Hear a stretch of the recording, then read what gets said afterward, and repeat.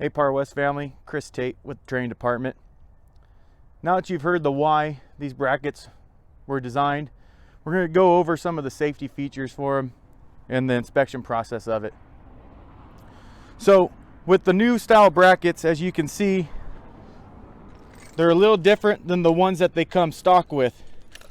The old brackets we can still utilize for insulation on a wood pole, but for steel pole we need to be only utilizing these new brackets that we've designed.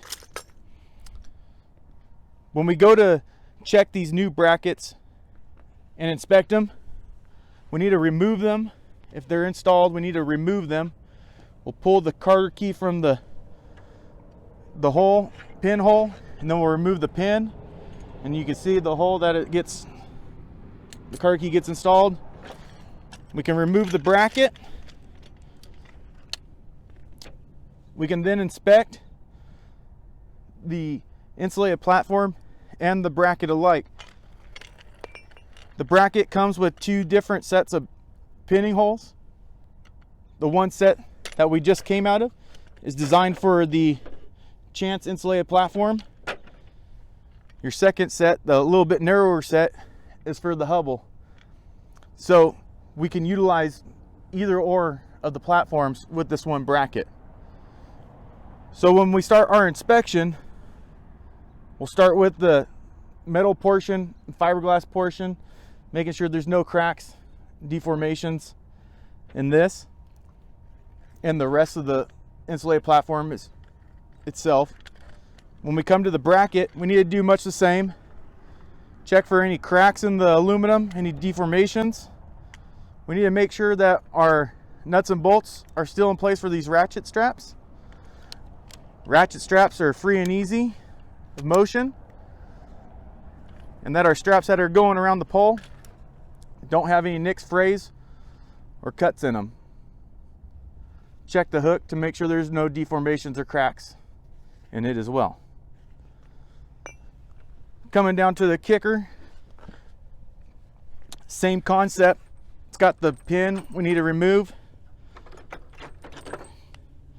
As you can see, the bottom pin versus the top, the length is different, so you'll never be able to substitute one for the other. They are designated for top and bottom. So much the same, we're going to look for any cracks or deformations in the metal down here. Same with this bracket. We have two different pinning holes, one for the Chance, one for the Hubbell. We're going to look for our nuts and bolts, look for our ratchet strap to be free and clear, make sure our strap is in good working order. Once we've completed that, we have options of whether we want to install the board with all the brackets on, or install the brackets to the pole and then bring the platform to us. Now that we've learned a little bit about the inspections of these brackets, let's look at how to install them. What we have here is the bracket installed to the pole. First off, we want to make sure that there's no twist in the straps on the back side. So we want to make sure that they're straight and even. When we go to hook up these hooks, we're coming from the inside out. If we come from the outside in, when we tighten up, there's a potential for it to roll out. So to mitigate that, we go from the inside out. And you can see it also down here on the kicker. Now we need to make sure that these straps are staying as level as possible. We don't want to end up with these straps and tightening up down here. When we do that, when we step onto the board, we might cause a shift in the bracket to come down to where it evens out.